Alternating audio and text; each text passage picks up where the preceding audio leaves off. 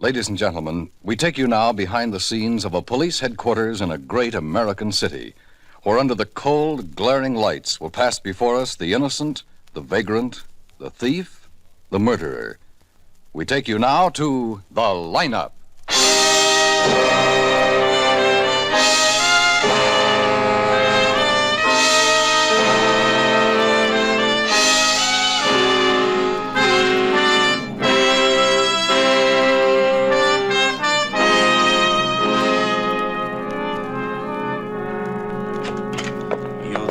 Found him, Lieutenant Guthrie, so soon? Yeah, we think so. And we'll be sure when you identify him. Sit here, Mr. Weber. Thank you. I have never been at anything like this before. Never. What will I have to do? What am I supposed to... will I have to face him? It'll all be explained to you in just a moment, Mr. Weber. The lineup's a new experience for most people, and It certainly is for me. I'm assaulted and robbed and threatened with murder, and May I have your the very attention, next please? morning you found it. You people out there on the other side of the wire in the audience room, may I have your attention? That's Sergeant Greb. He's in charge of the Thank lineup. you. My name is Greb, Sergeant Matt Greb. I'll explain the lineup to you. Each of the suspects you will see will be numbered. I will call off a number, their name and charge. If you have any questions or identifications, please remember the number assigned to the prisoner as I call his name. At the end of each line, when I ask for questions or identifications, call out the number. If you are sure or not too sure of the suspect, have him held. The officers who took your name will assist you. They're seated among you. Please be prompt with your questions or identifications. He makes me nervous, Lieutenant. I may not When be the prisoners leave here, they are sent to the bathroom and dressed back into their jail clothes. It makes it quite difficult to bring them back after they leave here. The questions I ask these suspects are merely to get a natural tone of voice, so do not pay too much attention to their answers, as they often lie. Bring on the line. All right, boys, all right, this way. You, the first boy. Huh? Yes, you. Don't stop. Keep moving. Walk to the end of the stage and take your place. The rest follow. Now turn and face front. Hands to your sides. Look straight ahead. You, the boy on the end, no whispering. Keep your faces front. The people out there are here to look at you. Number 1, Ralph May, assault. Where do you live, Ralph? With him, the guy down the line there, Milburn. Where do you live, Ralph? The flop house on Main. Milburn and me, we got beds there. When'd you come to town, Ralph? 2 weeks ago, 3, I don't remember. Milburn will, though. Why did you come here? We was looking for work. What kind of work? Picking fruit, mending fence, or something to keep us outside. The arresting officer found a weapon on you, Ralph. What was it? That's no weapon. That's just a bailing hook from my last job. Number 2, Stan Fremont, robbery. Where are you from, Stan? From here. Where do you live? In a house with my wife with a kid. You been arrested before? No. Where'd you get the gun the officer found on you? I borrowed it from a friend. Number 3, Jeff Carper, grand theft.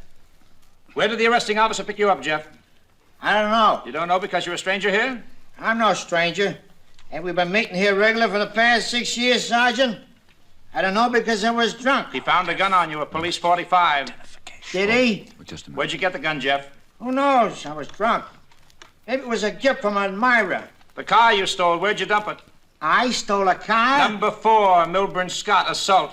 Where are you from, Milburn? Lots of places. I mean originally, where are you from? Kansas, Topeka, Kansas. Been arrested before, Milburn? Yes, sir. Where? Lots of places. Who was arrested with you last night? The guy down the line there, Ralph. Are there any questions or identifications from the audience? Number 3, that's the one. You sure, Mr. Weber? Yes, I'm sure. I'm real sure. Any questions or happens now? identifications from you people out there? Sergeant Graham. Yes, Lieutenant. Number 3, hold for interrogation.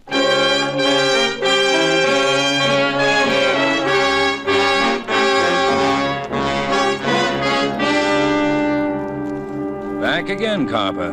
You were sitting in that chair last week, too, weren't you? The week before.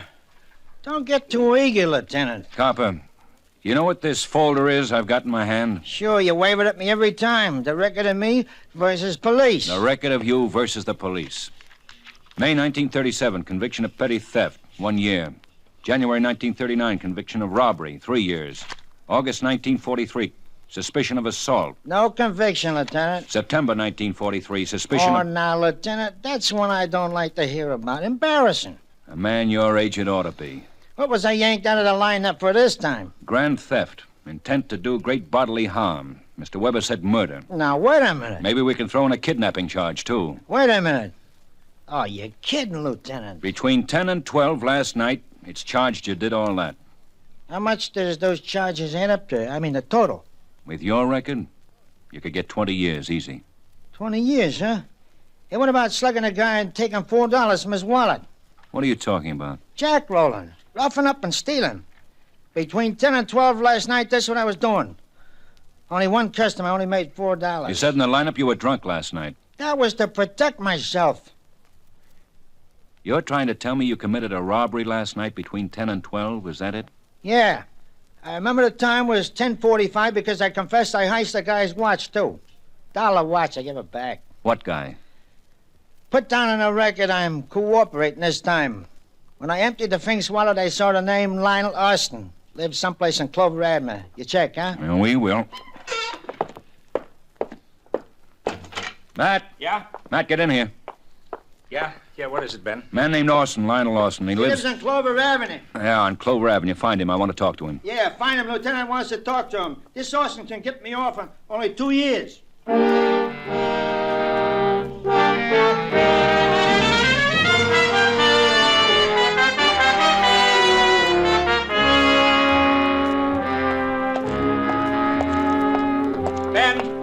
Oh, Ben. Hi, Matt. We got Austin? Well, almost. Yeah, that's novel. How almost? He'll be home at 4 o'clock. We can talk to him then. All right. Oh, wait a minute, Ben, wait a minute. Huh? A 201 just came in, homicide. Where? Paradise Motel. You know, the one on top of Lookout Point. You gonna take it? Uh-huh. We'll both take it.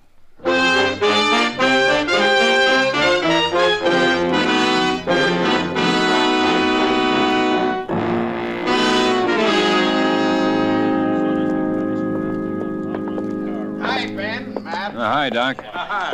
Well, you got here fast, Dr. Lynn. Why shouldn't I? I win my cigars that way. From you, from... I even beat the camera boys this time. That makes several cigars. Did you examine the body? Stabbed in the throat. Good, clean job. Mm-hmm. When? Oh, a long time ago. Long time. How long ago, Doc? 14, 16 hours ago. Maybe between 10, 12 last night. That'd place it between 10 and 12 last night. Who was he? I don't know. But that's his wife standing over there looking out the window with her back to us. I asked her. She told me she was his wife. Kind of pretty, isn't she? Pretty. Mrs. Please, we want... We're detectives. This is Sergeant Matt Grebb. I'm Ben Guthrie. Try not to be frightened now. I'm not frightened. I was just looking at the lake, the view, and he touched my shoulder so easy like it startled me. The man lying on the bed. He was... My husband, Charles Jordan. I'm Letty Jordan. I met Charles when he was driving through my hometown. That was 8 years ago. I was Letty Arnold then. I worked in a drive-in. Mrs. Jordan, tell us how this happened. I don't know. You weren't here? No, I've been away. I went home for a couple of days to Sedalia to see my sister, my old girlfriend. When did you get back here, Mrs. Jordan? This morning? Last night? It was only just a little while ago. I'm the one who found him like that. I'm the one who called you policeman. Well, tell us how you found him, Mrs. Jordan. Well, I got off the bus from Sedalia this morning and walked up the road to this cabin. There was a please do not disturb sign on the door. I thought Charles was asleep. He liked to sleep late. So I just tiptoed in. In a little while, I knew he wasn't asleep. I was looking out the window like this. Oh. What is it, Mrs. Jordan? Oh, nothing. I just recognized my friend in that car. My friend, Mr. Weber. Weber? Oh, that's Robert Weber. Oh, you know Mr. Weber? Yeah. Yeah, I do. Matt, will you talk to Mrs. Jordan? I just remembered something. Yeah, sure, Ben, sure. Go ahead.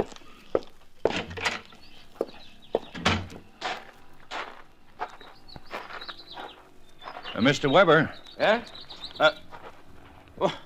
It's Lieutenant Guthrie. I didn't know you lived here, Mr. Weber. The Paradise Motel? Oh, I've lived here for a good long while. The view, the lake, it's very pleasant here. Oh, do you mind holding these packages for me, Lieutenant? I'll get the key to my cabin. Sure. Thank you.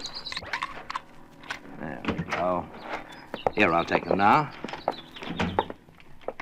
It's a typical bachelor's place, Lieutenant. I'm afraid I haven't got much to offer you, but there ought to be a jigger of bourbon. Thanks, Mr. Weber. Not now.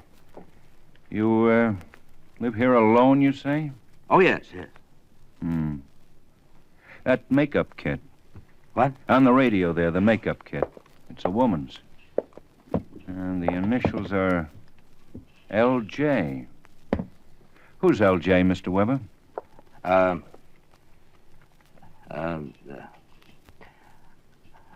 won't lie. If it's important for you to know, you'd find out anyway. Look how fast you found it.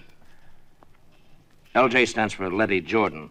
How long have you known Mrs. Jordan? Letty? Oh, about 6 months, ever since she came here to Paradise Motel. You made friends with her and her husband? Well, with Letty, I hardly noticed the husband. You know how it is. Living in paradise alone, you notice a girl like Letty. You try to make friends right off. What time were you held up last night, Mr. Weber? What? Oh, I told you, sometime between 10 and 12. Why? Why do you say between 10 and 12? Couldn't you be more specific? No, I couldn't. I left here around 10. The radio said it was 10. I went for a drive. And then that man I identified waved a gun at me, stole my things, my watch and everything, my car. I had to walk back, and it was 1 in the morning then, so it had to be between 10 and 12 sometime. Between 10 and 12. Eh, Mr. Weber? Yes, that's what I said, between 10... Why do you keep asking me that? Who's the criminal? I'm the one... A man who was murdered last night, Mr. Weber. Mrs. Jordan's husband, Charles, last night. Between 10 and 12, the coroner says. Letty's husband? While I was being robbed, huh? He was killed then, huh, Lieutenant? Then for Letty and me... Don't move away from Paradise, Mr. Weber. I want to keep in touch with you.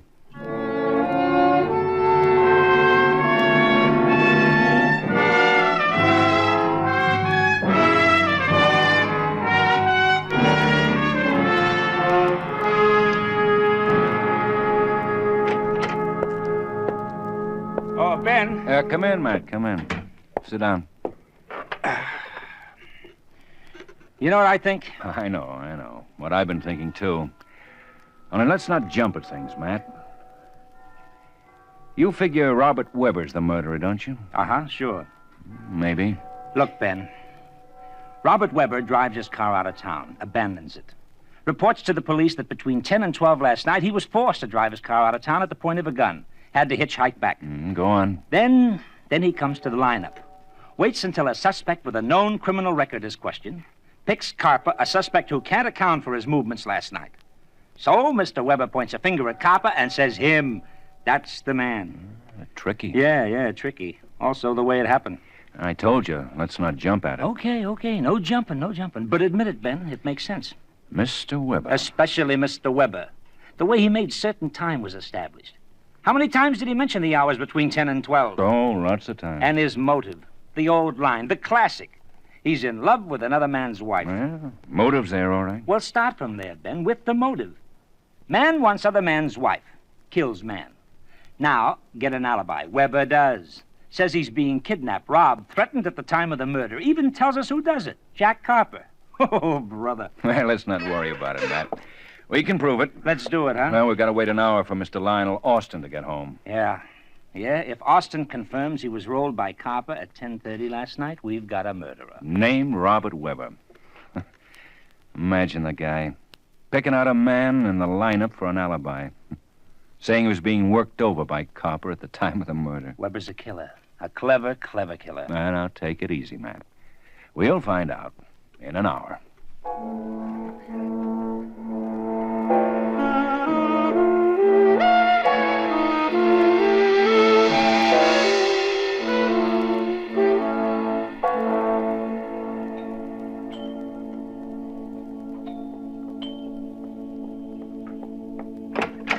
Yes? I'm Ben Guthrie. I called about... Oh, you're the man from the police. Well, please come in.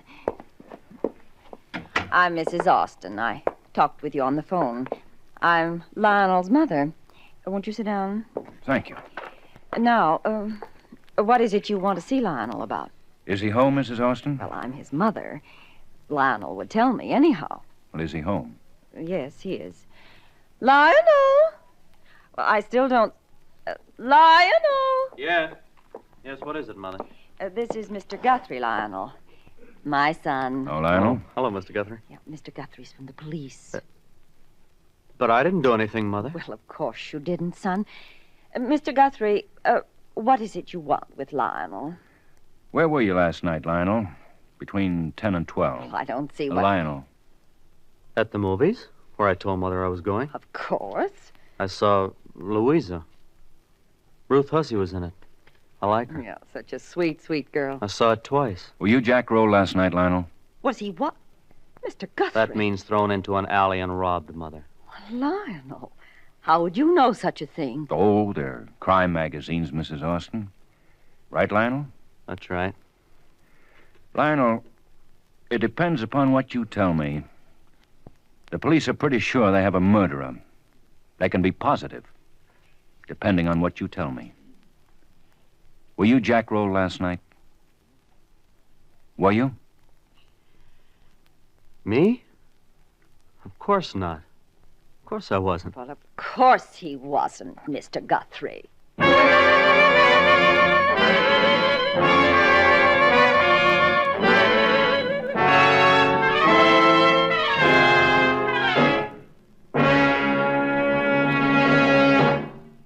A former president once said that the armed services offer every qualified young man a chance to perfect himself for the service of his country in some military capacity.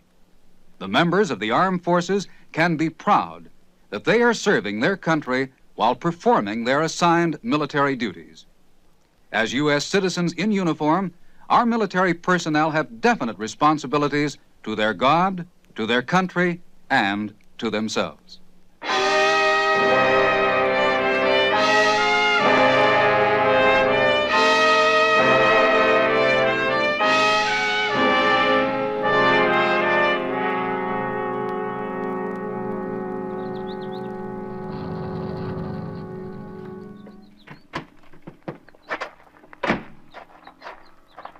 Lieutenant? Huh?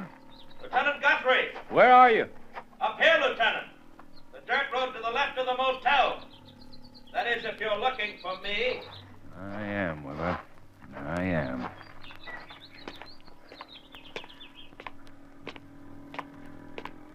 You were looking for me then, weren't you, Lieutenant? Otherwise, you wouldn't have climbed up to the hill from the motel. No, otherwise I wouldn't. But you'll find that it's worth it. Just for the view of the sunset alone.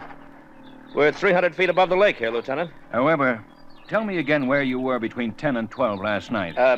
Perhaps you'd better meet my friend. Mr. Duff, this is Lieutenant Guthrie, the one I've been telling you about. Hello, Lieutenant. Mr. Duff. Weber, I think you'd rather talk to me alone. I don't think he will, Lieutenant. No? No. He'll talk to you only with me here. He's paying me for that. I'm his lawyer. Oh. Well, you were wise, Mr. Weber.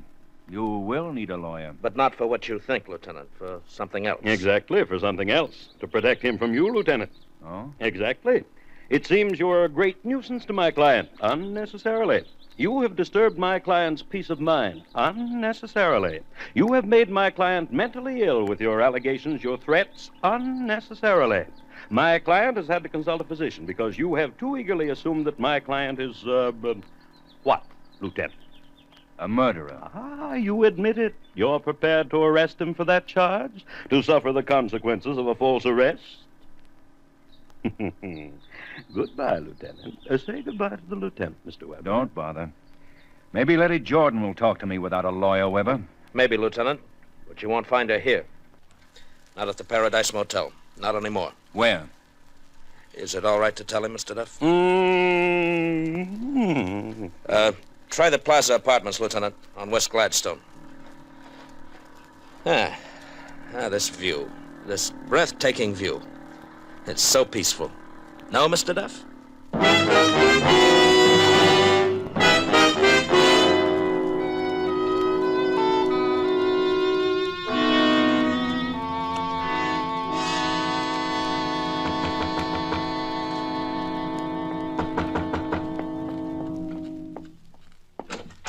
Yes? Oh. Please come in, Mr. Guthrie. Thank you. Mr. Weber told me where to find you. I wasn't trying to run away. You could have gotten the information from the motel office. I left a forwarding address. You don't have to talk to me like... I wasn't making a point of it, Mrs. Jordan. I just wanted you to know how I found you. Moved here because... Maybe you could have lived in that motel after murder's been done there. Not me, not after what I realize that. I'm sorry. I didn't mean to upset you. Stay in that motel. You couldn't have grieved too much, Mrs. Jordan. I didn't say anything about grieving, did I? A dead man's been in a bed ahead of me. I'm a woman. I know. Squeamish. Now let's talk about the same thing. Let's talk about Robert Weber. I don't have to. How does it feel to be the reason why a man has killed another man? How would I know? You'd know. Weber killed your husband on account of you, Mrs. Jordan. Robert thinks I'm attractive, if that's what you want to know. I didn't ask you that. What's wrong if he thinks I'm attractive? Just because I'm married? No. No, then what? How did you feel about Weber? Just because I'm married, does that mean I can't feel some way about somebody? That doesn't mean I did something about it. I saw your makeup get in his cabin at the motel. So? When did you leave it there? When I got off the bus from Sedalia, I stopped in his cabin for a drink. What's wrong with that? Before you said hello to your husband? My husband didn't drink. I needed a drink. You and Weber are in love with one another, Mrs. Jordan. Weber told me that. He said you'd marry now that your husband... He said that? Robert said that? I'm holding you for complicity of murder, Mrs. Jordan. You're crazy. You both plotted to kill your husband. No. You really did go to Sedalia, Mrs. Jordan. I checked that, but you went after you plotted to kill your husband. No.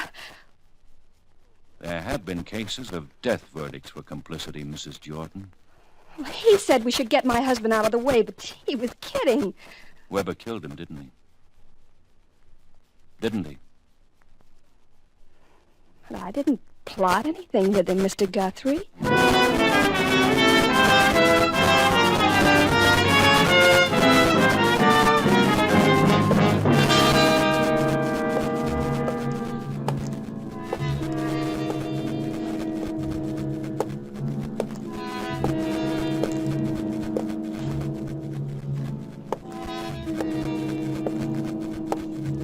Ben, sit down. Ben, please, you've been walking up and down and round like an animal for a half an hour now. You don't say a word. It makes me nervous. I'm your friend, Ben. It makes me nervous the way you do that.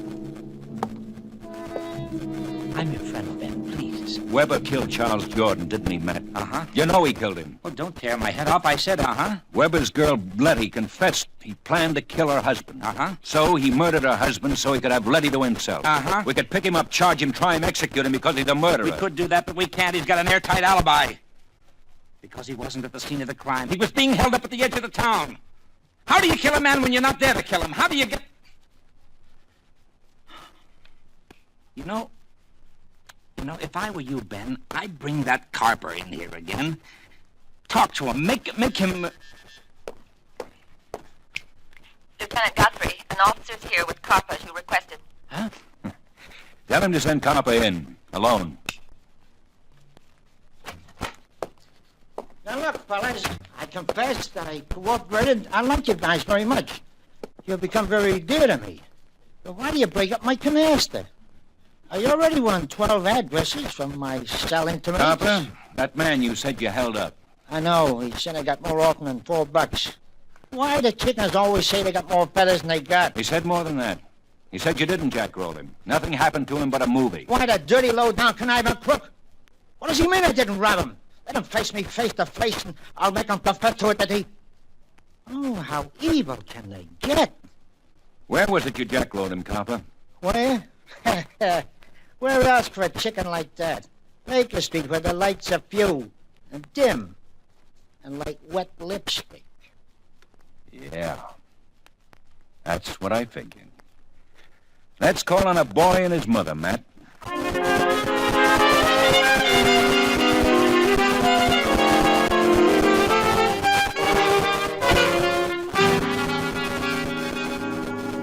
I don't understand, Mr. Guthrie. No, I don't understand it at all. Why you should come around here at nearly 10 o'clock at night. All you want to do is persecute my son. The lieutenant asked you a question, Mrs. Austin. Where is Lionel? He's upstairs with his ship models. Please call him. I will not. He needs his relaxation before he retires. Ben. Yeah, Matt. Go get him. Don't you dare. Don't you dare. What is it, Mother? What's wrong? Lionel! You better come down, Lionel. It's the police.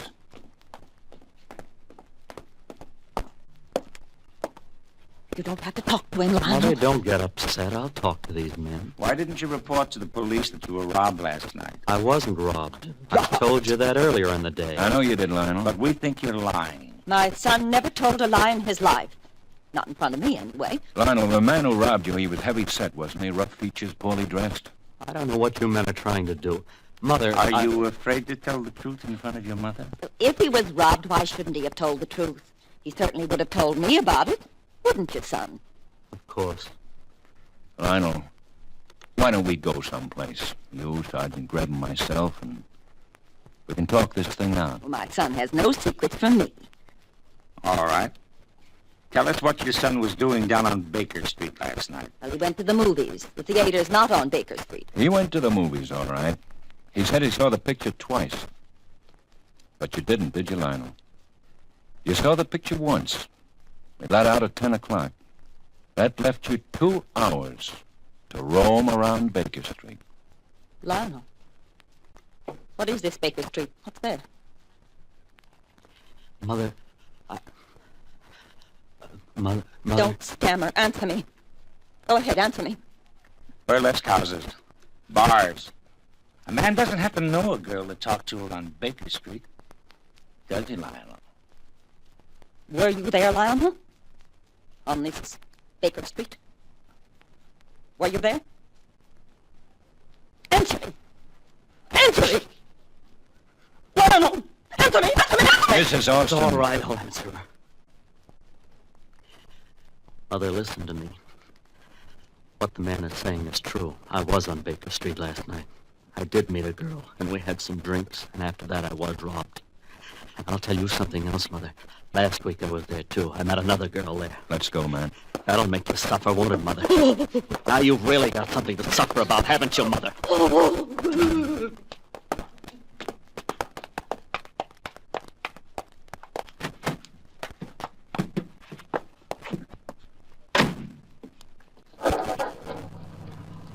Well, where to, Ben? Paradise Motel? Sure.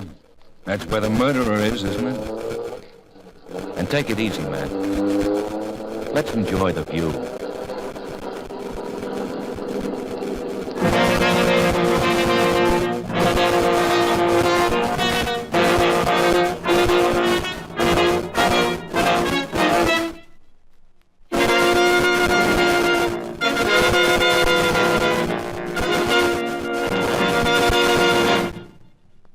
Lineup was produced and directed by Elliott Lewis, written by Morton Fine and David Friedkin, and stars William Johnstone as Lieutenant Ben Guthrie and Wally Mayer as Sergeant Matt Greb. Music was composed and conducted by Eddie Dunstetter.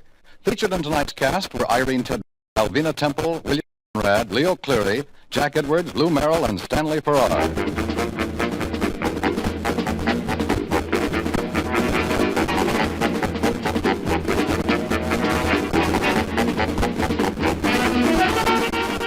Lineup has come to you through the worldwide facilities of the United States Armed Forces Radio and Television Service.